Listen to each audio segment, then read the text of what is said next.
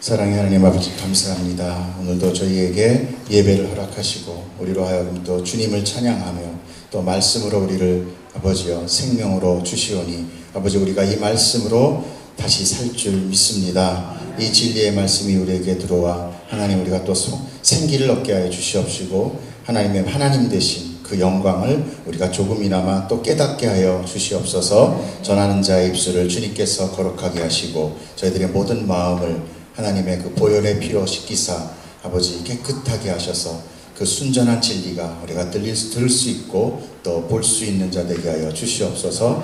감사하며 예수님 이름으로 기도드렸사옵나이다. 아멘. 축복합니다. 여러분 우리에게 안식일을 허락하시고 예배하게 하신 하나님을 감사드리고 찬양합니다.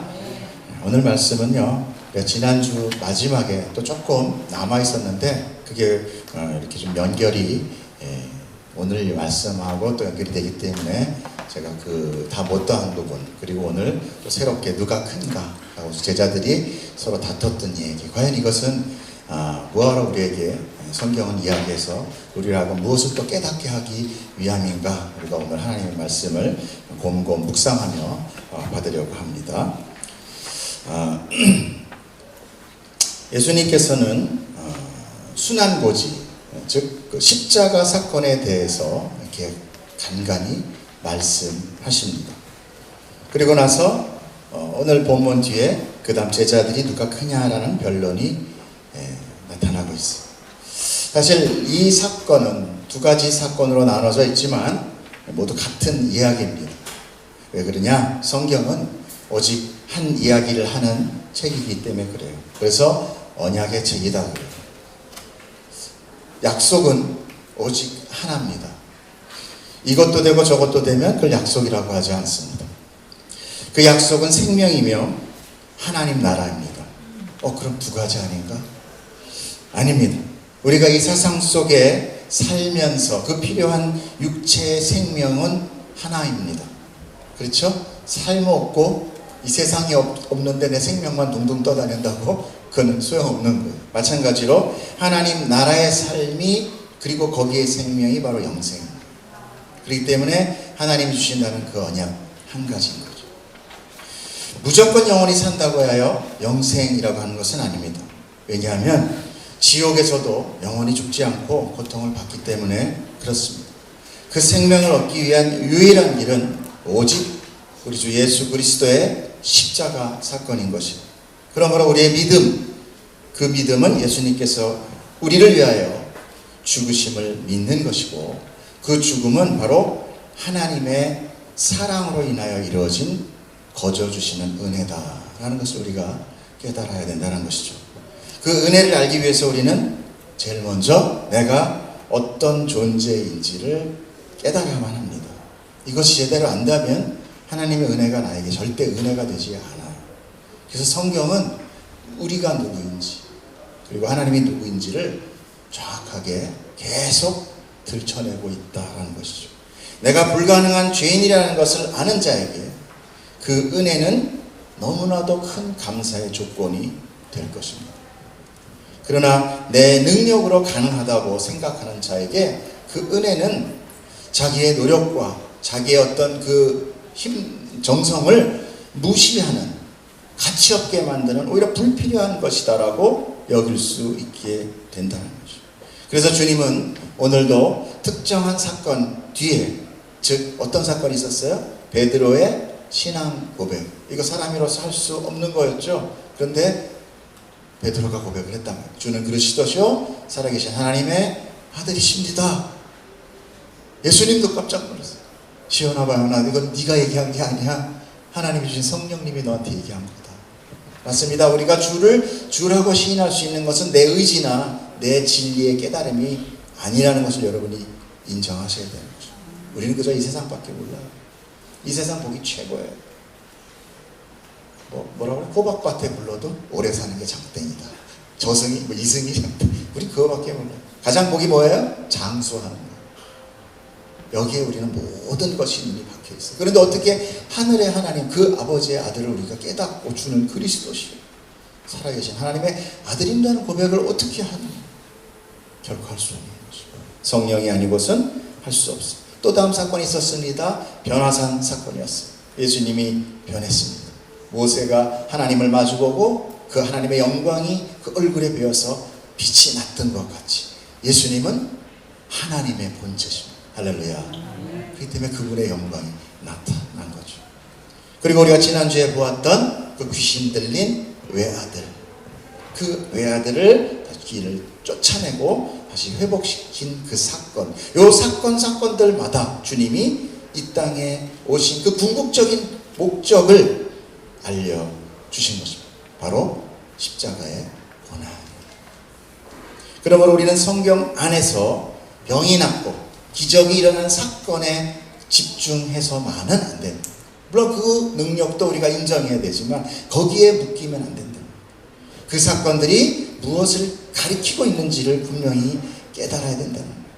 예수님께서는 그런 모든 것들을 표적이다. 여러분, 표적이 뭡니까? 표시판이다 이거예요. 사인보드. 내가 서울 가기 위해서는 저리로 가라. 대원제활병원은 이렇게 해서 좌회전해서 이렇게 가라. 근데 그걸 붙들고 치료해 주세요 이런 사람은 없단 말이에요. 근데 우리는 늘 어떻게 해요? 그걸 붙들고 있다. 예수님은 모든 사역을 통해서 하나님의 나라와 당신의 십자가 사역을 일률적으로 가리키고 있지만 우리는 그거를 보지 않고 늘 현상을 보면서 너무 좋겠다. 저렇게 병이 나고 기적이 나고 오병이어로 모든 사람이 먹으니 얼마나 좋을까. 여기에 박혀있다는 거죠. 제자들 역시 어떤 상태였습니까? 유대교, 즉 유대적인 종교 형식, 그것은 결코 주님의 십자가를 깨달을 수 없게 하는 큰 장벽과 같았어요. 그래서 예수님께서 자신의 십자가 순환을 알려주자 바로 베드로가 예수님을 어떻게 했어요? 붙들고 이렇게 납치해같이 연행하듯이 붙들고 꾸짖었다. 아니 세상에 제자가 스승을 꾸짖어요. 가끔 우리 장로님도 잘 꾸짖지만 꾸짖을 수 없다는 거죠. 그런데도 불구하고 꾸짖었다는 것은 뭡니까? 그만큼 베드로에게는 그의 그 사건은 안 돼. 나한테 갈망하는 게 따로 있었다라는 거죠. 결국 유대인들은 메시아를 기다리고 정말 메시아 오시옵소서라고 갈망하고 있었지만 정작 메시아의 본체, 그 메시아가 실체가 눈앞에 있음에도 불구하고 그를 부인하는 그런 결과가 되었다. 무엇 때문에? 인간적인 종교적인 형식과 인간의 세상적인 마음. 그런 제자들의 상태가 사실 그때 제자들 무식한 놈들 그들을 왜 그 예수님이 왔는데도 그렇게 못 알아봐. 나 같으면 뭐 온몸을 다쳐서 다 했을 거야 라고 이야기하지만 사실 오늘 교회 안에 오늘날 이 교회 안에도 그 사상이 동일하게 들어가 있다는 것을 성경은 오늘 우리에게 경고해주고 있다는 것입니다. 오늘도 예수님을 믿는다고는 하지만 사실 모두가 내 꿈과 내 뜻이 먼저 되고 있다는 것을 우리가 부인할 수 없어요. 예수님의 십자가나 고난, 그것은 머나먼 이야기밖에 들리죠. 강 건너 불, 그래 그런 거 있었어. 근데 아무튼 그건 알겠고 그래서 일단 내 뜻이 먼저야. 내가 지금 당장 공학 갖고 있잖아. 하나님 이거 보세요. 또 기껏해야 우리가 조금 더 그 붙들고 하나님의 좀 약간 그 십자가를 안다고 하는 사람들은 또 어떻게 해요? 좀 성숙했다는 사람들은 주여 십자가의 고난을 받아서 해결했듯이 제 고난을 좀 해결해 주십시오. 이렇게 예수님의 그런 정말 구원의 의미는 잊어버린 채 그것만을 붙들고 오히려 자기의 소원을 이루게 하는 도구나 이런 것으로 사용하고 있다는 것을 우리가 사실 부인할 수 없다는 거예요. 그러나 그 안에 구원이라든지 하나님의 정작 은혜는 별로 관심이 없어요. 조금 더 심하게 얘기하면 예수님이 어떤 존재인지 모르지만 일단 내 소원부터 들어주고 보십시오. 사실 그게 우리의 본 마음입니다. 예수님, 십자가, 하나님이라고 부르고는 있지만 막상 하나님의 뜻에는 우리가 관심이 제가 또 없다 그러면 많이 실망하실 거 없을 수도 있다. 여러분 하나님의 뜻을 더 알기를 축복합니다. 그 안에 내 뜻이 이렇게 그 안에 내 뜻이 들어갈 수 있도록. 그것이 바로 성숙이에요. 아이가 자라면서 자기 뜻대로 살다가 점점 엄마를 이해하고 아버지를 이해하면서 내 뜻을 그 부모의 뜻 안으로 이렇게 맞춰가는 것. 그것이 성숙 아니겠어요? 여러분 안에 그 영적 성숙이 있기를 축복합니다. 그래서 오늘 본문의 제자들이 예수님의 능력에는 별로 관심을 보이지, 예수님의 능력에만 관심을 보이고 있고, 그리고 정작 예수님의 그 고난이라든지 십자가에 대해서는 알지 못하고 오히려 묻기도 두려워했다라고 해요. 여기서 그 알지 못했다라고 번역된 그 아그노에오라는 그 헬라어 원뜻은 이해하지 못했다라는 뜻이에요. 이해하지 못했다. 도무지 이해할 수가 없는. 아니 왜 죽어야 돼? 이래 능력도 좋고 막 오병이어로 사람들을 밝히고 죽은 자도 이렇게 이 능력 갖고 왜 죽어? 이해할 수가 없는 거죠. 또 두려워했다. 묻기도 두려워했다라는 원어 푸호베오라는 그 헬라어 원어는 두려움에 도망치다 이런 뜻이 있어요. 즉 두려움에 도망치다는 건 뭐예요? 부담스러워서 외면했다는 거예요. 사건이 진리가 그 생명의 말씀이 선포되고 있는데 제자들이 그걸 받는 게 아니라 부담스러워. 뭔 또 고난이야. 그 외면했다라는 거예요. 듣기 싫어했다라는 거죠. 우리도 교회 가운데 어떤 설교 시간에 십자가, 보혈 뭐 이런 거 계속 설교하면 사람들 마음이 어때요? 부담스러워. 힘들어. 나 지금도 고난받고 있는데 뭘 또 고난받아. 하여튼 우리 목사님은 맞다 얘기만 했다고 고난이야. 저 옆집 목사님은 엄청나게 축복해 준다던데 기도도 막 해주고 잘 된다 그러고 희망을 넣어주는데 그래도 교회로 옮겨야 될 것 같아. 이럴 수 있다. 그러나 우리가 정작 알아야 되는 것은 뭐였어요? 십자가의 고난, 십자가였다는 것입니다. 그것이 우리를 살리는 것입니다. 하나님은 괜히 쓸데없이 자기 자녀를 고통스럽게 하시는 좀 요즘 이렇게 좀 정신적으로 이상하신 그런 분이 아니라는 거예요. 우리의 근본적인 복음, 이 세상의 복이 아니라 이 세상을 만드신 분이 주는 복이 참 복이라는 거예요. 우리가 언제 그게 복이라고 알았어요? 여긴 하나님이 만드신 거예요. 내가 여기 태어날 거라고 누가 알았어요? 하나님이 하신 거예요. 그런데 어느 순간부터 내가 주인이 되어 있는 거예요. 하나님 그거 말고요. 이렇게 해야 되고 이게 복이에요. 이게 맞는 거예요. 우리가 하나님을 가르치고 있는 거예요. 베드로가 예수님을 무슨 소리야 선생님? 그런 소리 하면 안 돼 라고 하듯이 우리가 마치 하나님을 베드로와 같이 꾸짖고 있다는 거예요. 이건 어마어마한 사건인 거예요. 그러나 이 왜곡된 세상, 그 세상은 그 복을 알지도 못할 뿐만 아니라 하나님이 알게 해주신다고 해도 부담스러워했다라는 것이죠. 그만큼 우리는 이미 이 세상에 중독되어 있고 죄는 하나님에 대한 모든 것을 어떻게 해요? 다 가로막고 있다. 우리라고 듣지 못하게 만든다는 거죠. 그런 거 보지 마. 힘들어. 더 좋은 게 더 많아. 줘봐. 하나님께서는 성경을 통해서 그런 우매한 우리를 깨우쳐 주시는 것입니다. 이것에 반응하는 자들이 있더라. 이게 대단한 겁니다. 이게 여러분 기적이에요. 내가 그런 말씀에 반응이 돼. 그 말씀에 내가 귀가 열려. 그렇지.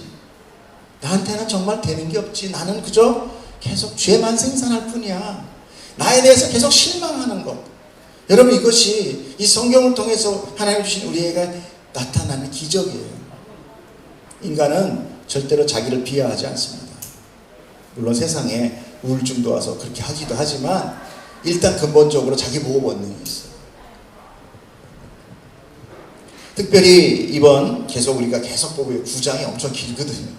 그죠? 계속 누가 보고 9장에서 지금 벗어나지 못하고 있는데 이 안에 수많은 사건들이 있어요. 그러나 이 사건들이 서로 하나로 연결되고 있다는 거예요. 제자들이 병을 고치고 귀신을 쫓는 권위와 능력을 받은 것이라든지 오병이어 사건이라든지 베드로의 신앙 고백 그리고 변화산 그 출애굽을 경험하고 그 귀신 들린 아이를 고치는 모든 그 사이사이마다 예수님은 무슨 이야기를 하느냐 바로 십자가의 사건을 이야기하고 있다. 삽입하고 있다는 거예요.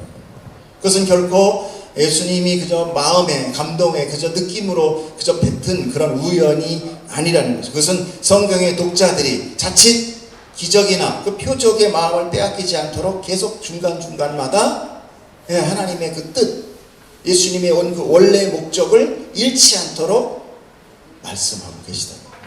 그것은 바로 우리가 듣겠다고 하는 것이 아니라 하나님의 열심. 그런 성경을 보면서 와, 하나님 진짜 열심이다. 하나님 진짜 끈질기게 우리를 어떻게 하시려고? 구원해 가시고 있구나. 나는 계속 절로 달리고 있는데 하나님은 계속 나를 이끌고 있구나. 이런 것을 우리가 보게 되는 거예요. 사람들은 오병이어에 환영했고요. 큰 무리가 예수님을 따랐습니다. 그러나 그들은 오병이어를 단지 자신의 배부른, 먹고 배부른 것으로 생각했어요. 야, 저렇게 우리에게 음식을 주는 메시아라면 야, 우리 평생 굶어 죽지 않겠구나. 난 이제 더 이상 일할 필요 없구나. 여러분, 세상의 음식은 어떤 것입니까? 섭취해서 그 모든 에너지를 나의 육체를 위해서 사용하는 것입니다. 그래서 내가 건강해지고 또 그것으로 인하여 내가 배가 부르는 거죠. 하지만 하늘의 만나로 예표된 그 오병이어의 사건의 그 진뜻은 그것이 아니었어요. 육체의 만족이 아닌 하늘의 양식이 나의 생명을 소생케 되는 복음의 이야기였던 것입니다. 그러므로 그리스도인들은 예수의 이름을 부르며 내 육신의 만족을 얻어내려 하는 자들이 아니라는 사실을 여러분 아셔야 돼요. 그런데 우리 모두의 기도는 거의 이 세상의 복과 내 육신의 만족을 위해서 간구하고 있다는 것입니다. 여러분, 어떤 사건과 사고 속에서 살아간다는 것은 바로 우리가 더 잘 걷고 일어서고 움직이려는 노력 아니겠어요? 우리가 열심히 운동하고 하는 것들. 그러나 중요한 것은 생명이라는 거예요. 여러분, 아무리 사지가 멀쩡해도 죽으면 아무 소용없어요. 죽은 자에게는 아무 소망이 없는 겁니다. 우리는 오병이어 사건을 통해서 세상 속에서 내가 노력하고 땀 흘려 경쟁하여 쟁취하는 그런 먹거리가 아닌 하늘에서 거저주는 은혜, 그 선물의 양식이 있구나를 여러분 알아야 하는 거예요. 왜냐하면 세상의 떡은 어차피 우리가 먹어도 어떻게 돼요? 죽는 거예요. 잘 먹었다고 오래 안 죽는 사람 없어요. 하늘의 떡은 먹고 배부른 것, 그런 일시적인 것이 아닐지라도 영원히 줄이지 않는 것이기 때문이다라는 것입니다. 자, 이 이야기를 제 얘기가 아닌 성경에 있는 이야기로, 제가 성경의 말씀을 길어서 제가 자막으로 뺐는데 쭉 읽어드릴 테니까 귀로 잘 들으시길 축복합니다. 요한복음 6장 26절부터 35절까지예요. 예수께서 대답하여 이르시되 내가 진실로 진실로 너희에게 이르노니 너희가 나를 찾은 것은 표적을 본 까닭이 아니요 떡을 먹고 배부른 까닭이로다.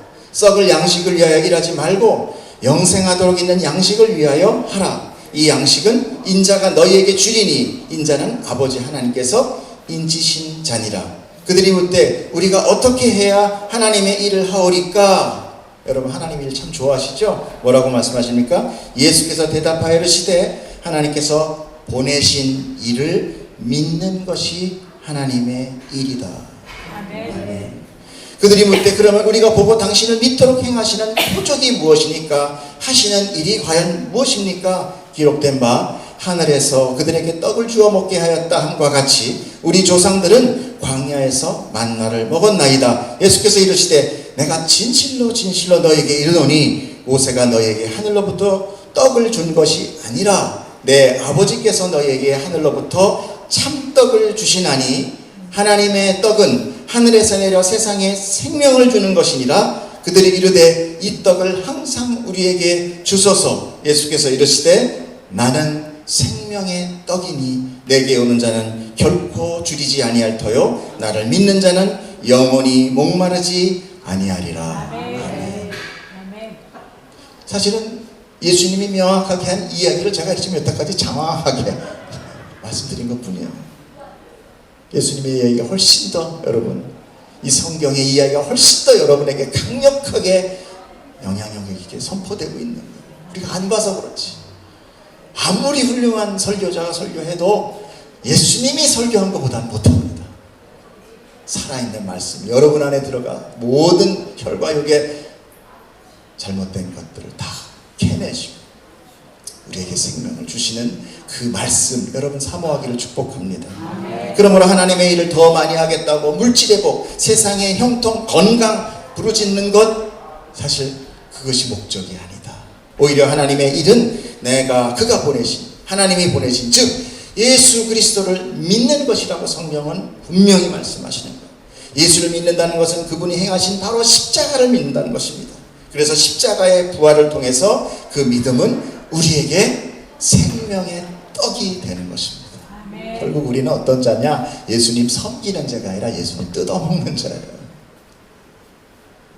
우리 예수님 섬길 만한 조건이 못 돼요. 그냥 그거라도 근데 하세요. 예수님이 가잖아. 내가 너를 위해서 떡으로 왔다. 그래서 예수님이 어디서 태어나요? 베들레헴에서 태어나잖아요. 베들레헴이 어디예요? 떡집. 참 성경은 너무 기가 막힌 하나님.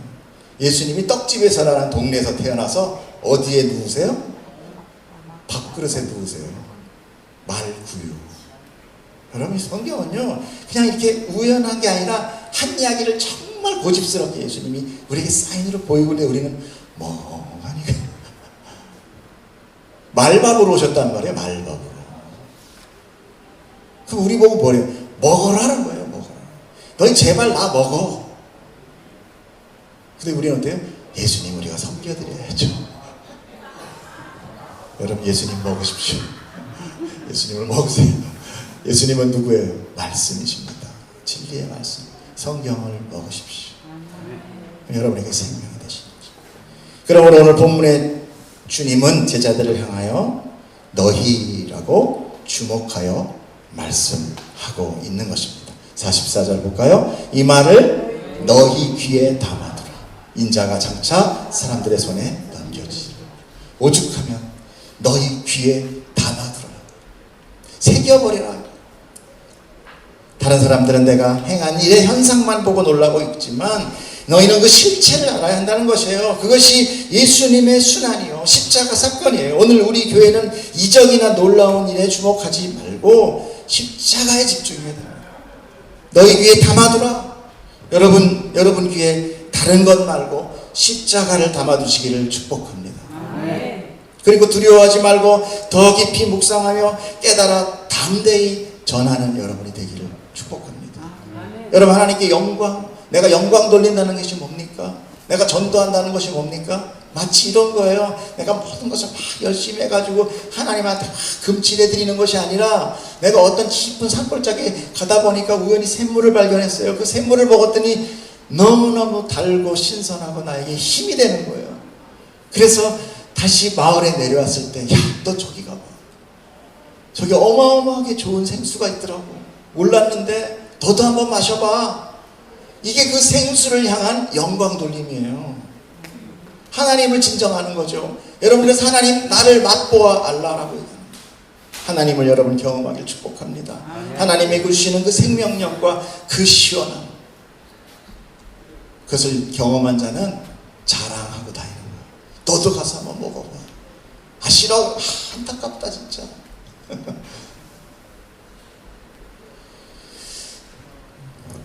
그런데 이번 주 화요 모임에서 우리 집사님이 우리 화요 모임을 화요 예배를 합니다. 혹시 그 트레이닝 시간하고 좀 비시면 10시 반에서 11시쯤 오시면 잠깐 30분이든 모여서 예배하고 나눔하니까 많은 이용했으면 좋겠습니다. 강연 아니에요. 여러분이 우선은 이제 트레이닝 받으셔야 되니까.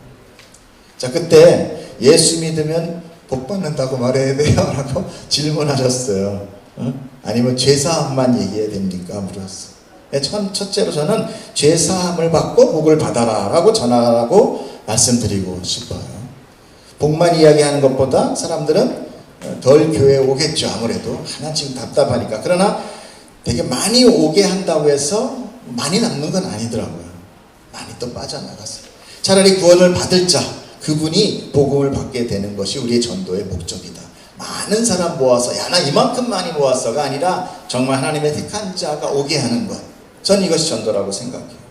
주님도 우리에게 뭐라고 얘기하십니까? 수고하고 무거운 짐진 자들아 다 내게로 오라라고 말씀하세요. 그러면 그 소리 듣는 사람들은 다 어떻게 들어요? 다 제각각 듣습니다. 내가 각자 살면서 힘들었던 거 그거 노라고 그러는구나. 듣기 이해해요. 예를 들어서 제가 한번 전할게요. 저 남해 신안 증도라는 곳이 있어요. 여러분 아마 아실 수도 있어요. 거기가 이제 굉장히 복음화되어 있는 섬들인데 거기에 그 유명한 여 전도사님이 계십니다. 그분의 이름이 문준경 전도사라고 있어요. 거기 가면 그분의 그 순교관이 있고 많은 교회들이 있습니다. 그분은 예수 믿기 전에 섬마을에 시집 와서 아이를 못 낳은 거예요. 장며느리로 만며느리로 왔는데 애를 못 낳는 거죠. 그래가지고 갖은 핍박을 받게 되고 결국은 첩을 들였고 첩이 아이를 낳게 되었어요. 그러니까 이제 첩이 어때요? 이제 본처 노릇을 하는 거죠. 그러다 보니까 자신은 자기 처지가 너무나 한스러운 거죠. 그래서 어디 먼 곳에 가서 이제 죽으려고 밤에 몰래 도망쳐 떠나갔다고 해요. 그런데 한참 가다 보니까 어디서 멀리 이렇게 불빛이 보이더라는 거예요. 그래서 다가보니까 사람들이 뭐 와 하는 소리가 들려요. 이렇게 천막이 쳐져 있는데 사람들 소리가 들려요. 그래서 이렇게 거적, 예전에 뭐 다 거적이지 않습니까? 거적문 사이로 이렇게 살짝 들여다보니까 거기에 일종의 지금 부흥회가 열리는 거예요. 부흥회가 막 사람들이 부흥회가 열리고 있어요. 그때 그 부흥사가 외친 소리 딱 뭐였냐? 수고하고 무거운 짐진 자들아 다 내게로 오라. 내가 쉬게 하리라 하면서 시어머니한테 고생받는 자들 다 내게로 와라. 일하고 먹고 살기 힘든 사람 다 나에게 오라. 이렇게 막 선포하니까 어떻게 이분이 그냥 너무나 머릿속이 그냥 번쩍 마치 그냥 내 얘기를 하는구나. 내 얘기를 하는구나. 그분은 뭐 복음이 뭔지 십자가가 뭔지도 몰랐어요. 근데 그 너무 삶이 힘들었기 때문에 그걸 듣고 이제 끝날 때까지 기다렸다가 그 부흥사한테 간신히 부탁을 해서 이제 그 부흥사를 쫓아다니면서 이제 신앙생활을 했어요. 그래가지고 그 사람이 소개를 시켜서 신학교를 나와서 이제 전도사가 되었고, 전도사 되고 하나님의 이제 복음을 제대로 깨닫게 돼서 이제 그 자기가 원래 핍박받던 그 고향, 그 증도에 와서 거긴 뭐 거의 100%가 다 뭐예요? 뱃사람들은 주로 미신을 믿잖아요. 그죠? 이제 정말 뭐 고무신이 뭐 혈내가 뭐 다 없었다고 그러더라고요. 그만큼 집안에 누가 힘들다 어렵다 그러면 가서 무조건 도와주고 이렇게 해서 예수를 전하고. 그래서 그 증도 일대가 거기 다 그리스도인들만 살아요. 거의 90%가 크리스찬이고 거기는 담배 가게가 없습니다. 술 가게도 없어요. 담배 피는 사람이 없는 거죠. 그래서 거기 증도에 가면은 뭐 이렇게 뭐 깨끗한 마을? 뭐라고 드려? 아무튼 그런 게 편마들이 있습니다. 우리가 하나님의 마을 가운데 이렇게 전하는 것, 듣는 사람들은 다 잘 각각 들어요. 그러나 하나님의 자녀는 결국 복음으로 돌아와요. 그런데 그럼에도 불구하고 우리가 너무 세상의 복만 얘기하면 그분들이 다시 복음으로 돌아올 때 너무 먼 길을 돌아올 수 있다는 거죠. 또 실족할 수도 있다는 거죠. 너무 기적, 표적 뭐 이런 것만 너무 얘기를 하다 보니까 정말 열심히 막 이렇게 우상 섬기듯이 하다가 혹시 그게 안 들어질 때 하나님 안 계신가 봐, 나는 버림받았나 봐, 이런 거 인하여 참 복음을 받을 때까지 너무 많은 시간이 걸릴 수 있다는 거죠. 우리가 그렇게까지는 우리가 결정한 건 아니지만 그래도 첫 단추를 잘 끼울 수 있도록 여러분이 복음을 전할 때 하나님의 지혜로 잘 적을 수 있도록 저는 그렇게 되기를 축복합니다. 오히려 목사들이 잘 전도를 못해요. 왜냐하면 잘 얘기하던 이런 투로만 얘기하니까 그분들이 이게 뭔 소리야. 이게 줄어서 하는 말이 너무 이제 이게 신앙 안에서만 있으니까 잘 안 쓰는 단어들이잖아요. 바깥에서는 낯설죠. 그래서 전도를 잘 못해요. 오히려 여러분들이 삶 가운데 있기 때문에 잘 이렇게 지혜롭게 전할 수 있어요. 그러므로 그 사람이나 표적이 아닌 성경 말씀을 우리가 이렇게 인도를 하면 그 사람들이 성경 말씀을 보도록 우리가 도와줘야 됩니다. 전도만 하고 끝나는 것이 아니에요. 그래서 여러분들 소그룹 모임으로 성경 모임, 그런 성경 모임 정말 중요합니다. 내가 누구를 믿는데 그 믿는 대상을 내가 몰라. 이건 굉장히 치명적인 거예요. 근데 많은 분들이 교회 다니면서도 하나님에 대해서, 하나님이라는 이름을 불러요. 근데 하나님에 대해서 몰라요. 근데 이단들은 기가 막히게 성경 공부, 거기에 거의 대부분이 성경 공부 시간이에요. 철저해요. 그 교리에 대해서 달달달달 외웁니다. 이길 수가 없죠. 너 이런 거 성경에서 읽어봤어? 아니, 우리 목사님 그런 얘기 안 하던데 무조건 잘 된다 그러던데 성경에서 앞뒤 딱 따가면서 부터 결국은 나중에 바뀌지만 처음에는 정말 성경적으로 얘기합니다. 홀딱 넘어가죠. 와, 이런 얘기가 다 있었어. 그러면 성경을 꼭 보셔야 되고, 그래서 또 목사 역시 성경에 준한 이야기들을 여러분들이 계속 풀어줘야 돼요. 그래서 여러분들이 성경에 관심이 있게끔 계속 성경 안으로 초청을 해야 되는 것이지, 여러분 목사가 복 주는 거 아닙니다. 말씀이 여러분을 복되게 하는 줄 믿습니다. 자, 그렇게 십자가를 모르고 각기 자기의 유익을 위해 예수를 따르는 자의 패단들이 드디어 나타나는 사건이 바로 오늘 누가 큰 자 이거예요. 자, 26절, 46절 한번 읽으세요. 시작. 제자 중에서 누가 크냐 하는 결론이 일어나니. 제자 중에 누가 크냐? 왜 이런 다툼이 벌어졌을까요? 일단 첫째는 우리가 공부한 대로 제자들은 예수님을 이용해서 자기의 유익을 얻으려 했다라는 거죠. 즉 오병이의 떡의 표적이 하늘의 떡으로 생명 얻음이 아니라 내 배를 불리고 그 에너지를 이용해서 내가 힘을 키우고 높아지려 했다라는 거예요. 그런데 이런 제자들의 다툼은 사실 또 지난주의 변화산 사건 속에서 그 원인이 흐르고 있다는 것을 우리가 또 좀 보게 돼. 그렇지 않아도 자기 세상복만 가지고 쫓는 자였는데 요게 또 이렇게 도화선이 됩니다. 먼저 어떤 사건이 있어요? 변화산 사건에서 예수님이 기도하러 올라가셨어요. 그때 제자들 다 데리고 가셨나요? 보십시다. 자, 이 말씀을 하시고 8일쯤 되어 예수께서 베드로와 요한과 야고보를 데리고 기도하러 산에 올라가서 누구만 데려갔어요? 3명만 딱 데리고 올라갔어요. 왜 그랬는지 잘 모르겠어요. 근데 아무튼 그렇게 데리고 올라가셨어요. 그러면 나머지 9명은 어디에 있었다는 거예요? 산 아래에 있었다는 거죠. 만약에 여러분이 12제자 중에 그 남아있는 9명이라면 여러분 3명만 예수님이 데리고 올라갔어. 산 위로. 그리고 또 거기서 또 뭐 어마어마한 사건을 또 벌이고 와서 막 자랑해. 그럼 그 남아있는 마음 안에, 제자들 마음 안에 뭐가 일어나요? 상대적 박탈감이 일어나겠죠. 당연히 일어나죠. 그죠? 그러므로 그로 인해서 제자들 중에 누가 크냐는 다툼이 야기될 수밖에 없잖아요. 그죠? 서열 정리. 근데 지금 이 사건은 어떤 사건이냐면 예수님께서 이제 십자가를 받기 위해서 예루살렘으로 가는 그런 도상에서 일어나는 일들이에요. 예수님은 이제 십자가를 향해 가는데 제자들은 어떻게? 누가 크냐고 지금 이렇게 하는. 이 정반대적인 사건이 두 사건이 이제 일어나요. 그렇게 본다면 이 상황을 우리가 좀 봤을 때 그 남아있던 산 안에 남아있던 제자들이 그 귀신 들린 외아들을 아버지가 데려왔잖아요. 그때 아버지가 예수 고쳐주세요 할 때 예수님이 지금 위에 계시는데 예수님 내려 잠깐 기다리죠. 무리들이 다 기다리고 있었다고 그랬잖아요. 그죠? 큰 무리가 기다리더라. 근데 제자들이 날름 가서 먼저 막 귀신이 하나 알잖아 이렇게 축사를 했단 말입니다. 왜 그렇게 서둘러 했는지 약간 생각이 나죠. 자기들이 그런 상대적 박탈감이 있는 상태에서 예수님한테 칭찬받고 싶었던 거죠. 귀신을 쫓아냄으로 인하여 예수님이 딱 산에서 내려왔을 때 저 위에 세 놈보다 훨씬 저희가 낫습니다. 충분히 그럴 수 있잖아요. 근데 그것 때문에 또 어때요? 그런 마음 때문에 못 고치는 거예요. 그런 마음 때문에 시쳇말로 영빨이 안 나가는 거야. 안 고쳐져. 왜? 자기의 의와 자기의 욕심이 강하니까. 하나님의 일을 사람으로 더불어 일하는 게 아니거든요.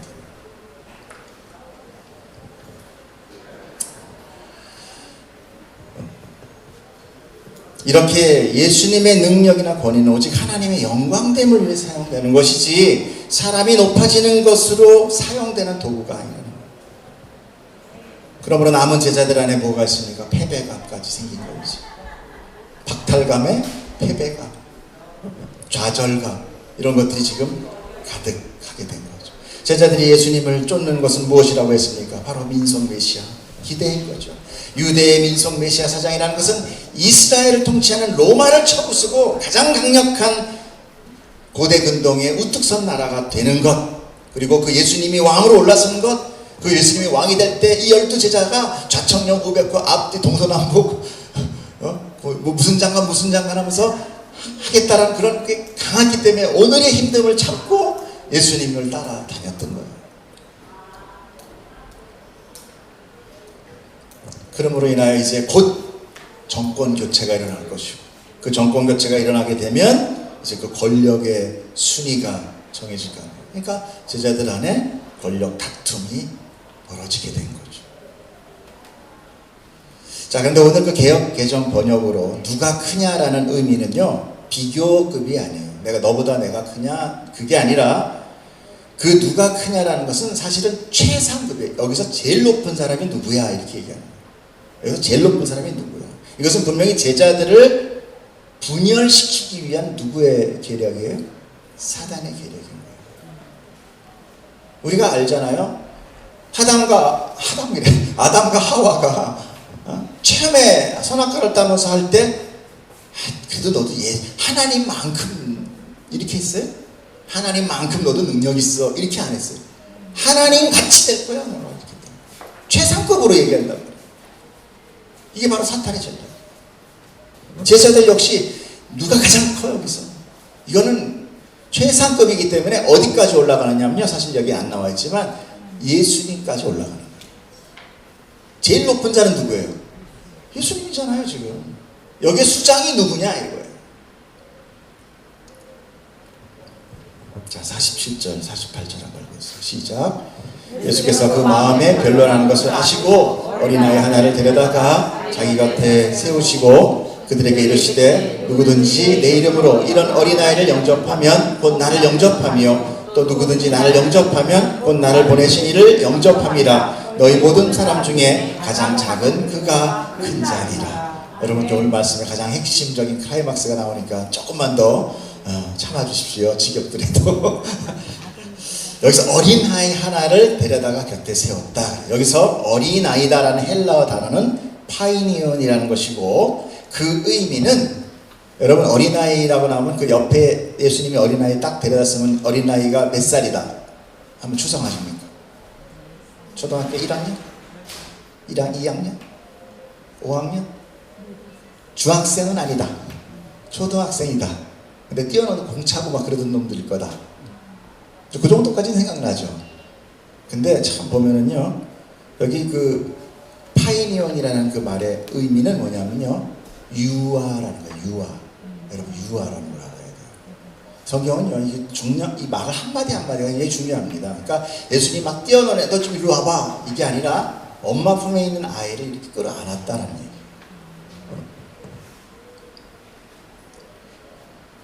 그리고 혹시 그보다 좀 크다 하더라도 얘가 뭐 자발적으로 움직이는 아이가. 그런데 한 가지, 예수님이 아이들을 영접하니까 아이들이 굉장히 부추기고 있는데, 정말 아이가 착합니까? 아이들이 여러분 착해요? 아이는요, 이 사람의 일대기 중에 그 어떤 나이대보다도 가장 이기적이고 자기 보호 본능이 극에 달할 때, 안 그러면 살아남지 못하거든요. 더구나 걔들은요, 이 도덕관이라든지 윤리관이 없어요. 그러니까 어떤 시기보다도 폭력적이고 강압적이에요. 자기 주도적이에요. 근데 정말 다행인 거는 얘네들이 하는 일이라고는 발차기밖에 없다는 얘기예요. 누워서 버둥버둥 되는 거. 얘들이 만약에 힘이 커가 세다, 그럼 우리 다 죽어야 돼. 제때 우유 안 갖다 주면 우리 죽어. 배고프면 끝나. 여러분, 애들은 그런 존재예요.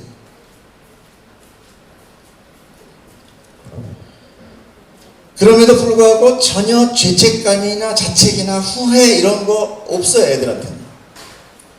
여러분, 이런 존재가 사랑스럽고 귀여운 거 맞습니까? 어찌 보면 좀 엽기서기까지 한 이 존재가 아이들이에요. 그래서 대개 부모들이 손자 보면 어떻게 돼요? 급격한 노쇠를 경험하게 됩니다.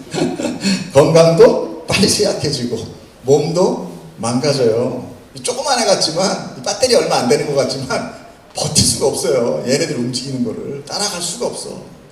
애들은 배터리 끝날 때까지 움직여요. 스위치 꺼질 때까지 움직여. 우리는 어느 정도 있으면 피곤해 이런데 애들은 피곤한 게 절대 없어. 쭉 깔딱할 때까지 맞죠?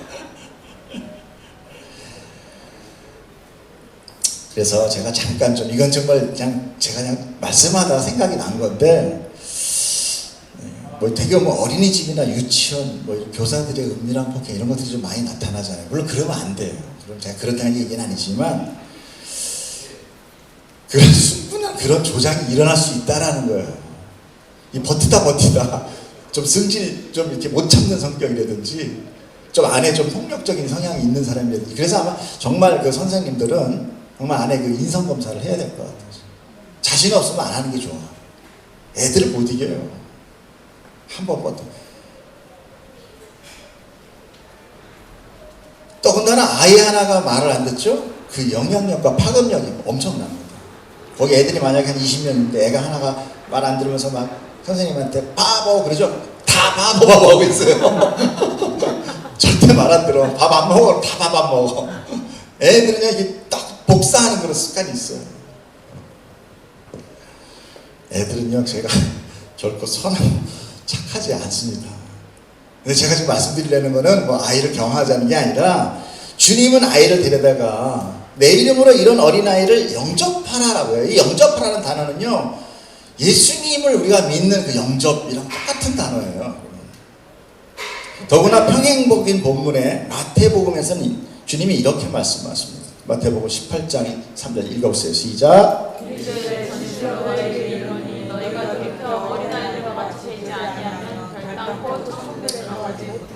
여러분 이제 영접 정도가 아니라 아예 이런 어린 아이같이 되지 않으면 천국 못 간다라고 얘기하세요.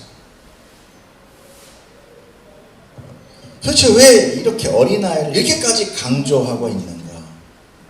근데 어린아이에게는요 단 한 가지 특별한 상태가 있습니다. 더구나 그 어린아이가 유아라면 더욱더 그래요. 그들은 악착같이 자기의 생존 본능을 따르며 자기를 위해서라면 무슨 짓을 합니다. 그러나 그들이 할 수 있는 것은 있어요 없어요? 없어요. 불가능해요. 그냥. 무능력이에요. 아이들은. 다 부모가 해줘야 한다는 것이 한 가지입니다.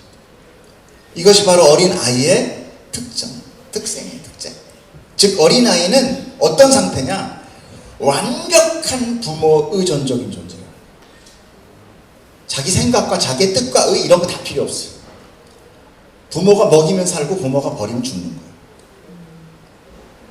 이게 유아의 특색이에요. 바로 그 조건이 성도의 조건이에요. 예수님이 오늘 말씀하시려 하는 바로 그거예요. 우리는 얼마나 목이 곧고 고집이 센지 알아요? 애들 지금 아까 얘기했죠? 걔들 똑같아요. 하나님한테. 우린 다 자기 뜻대로 하고 전리가 그럼 막 와 몰려가고 하나님 하자는 거 안 하고 하나님이 빨리빨리 노쇠해지고 있잖아요 지금.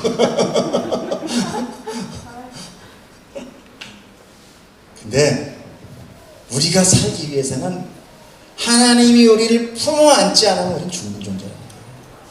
하나님 완전 의존적인 존재. 이게 우리의 존재예요. 근데 우리는 뭘 자꾸 해보겠다고 난리를 치는 거예요. 내가 하나님을 도와주겠대. 아니 지금 똥기저기 못 받는 그놈이 아버지를 도와주겠대. 이게 말이 안 되잖아요. 성경은 지금 예수님 바로 그 이야기를 하는 거예요. 이 관계가 바로 하나님과 나와의 관계라는 거예요. 나는 하나님 없으면 죽은 자와 같습니다. 단 1분이라도 하나님과 떨어져 있으면 그 단절되면 나는 죽은 자입니다. 그러므로 나는 어떠한 곳으로도 나의 생명을 단 1초도 유지할 수 없고 나는 아무것도 나를 위해서 할 수 없는 존재입니다. 아무리 내가 생존 본능이 강하고 강력한 의지를 가졌다 할지라도 하나님이 나에게 도와주지 않으면 나는 죽은 자입니다. 이걸 여러분이 깨닫고 아는 자, 이가 천국 가는 자예요. 아니고 그게 살아있는 상태로 천국에 가면 천국에 가서 어떻게 해요? 자기 욕구 불만 때문에 이 천국이 지옥돼 버려요. 바로 지옥됩니다. 하나님 이거 왜 안 해줘? 이거 저거 안 해줘? 나 저거 마음에 안 들어. 이거 마음에 안 들어요. 찬양곡 왜 있다오야? 여기는 왜 세상에 그런 거 왜 없어? 여러분, 우리는요 무기력하고 불가능한 존재, 즉 어린아이와 같은 존재. 그가 교회고 그가 그리스도인. 그러므로 아이가 안전하다는 것은 아이의 능력이나 환경이나 조건이 아니라 바로 부모의 사랑과 열심만이 그의 생존을 결정하는 것입니다. 여러분, 우리 어머니 두 분 저기 지금 계시잖아. 아이들 그래서 돌봐주잖아. 어머니 손이 끊기면 저는 보면서 늘 그러나 우리 어머님들 보면서 하나님의 사랑을 경험합니다. 여러분, 하나님이 우리를 그렇게 눈 깜짝 침 삼킬 동안도 외면하지 않고 바라보고 돌봐주고 있다는 것을 우리는 깨달아야 돼요. 아이 때는 몰랐다고 해도 괜찮아요. 처음에는 그냥 그래요 복 주세요 하면서 했지만 여러분, 신앙생활 10년 20년 하면 이제 나으셔야 되잖아요. 우리 아이는 10살 됐는데도 아직도 강보에 누워있어요. 이렇게 되면 이건 정말 부모한테는 슬픔이에요. 여러분, 성경은 우리에게 이 영적 양식을 먹임으로 인하여 우리가 성숙되가 자라는 것입니다. 어떻게? 아, 하나님 없으면 나는 아니구나. 하나님의 은혜 아니면 나는 죽은 자구나. 예수 그리스도의 그 희생은 정말 나에게 감사한 일이구나. 여러분, 이걸 깨닫는 자 되기를 축복합니다. 오늘 예수님께서 오늘 당신은 여러분들을 사랑하시고 우리에게 그것을 주기를 원하십니다.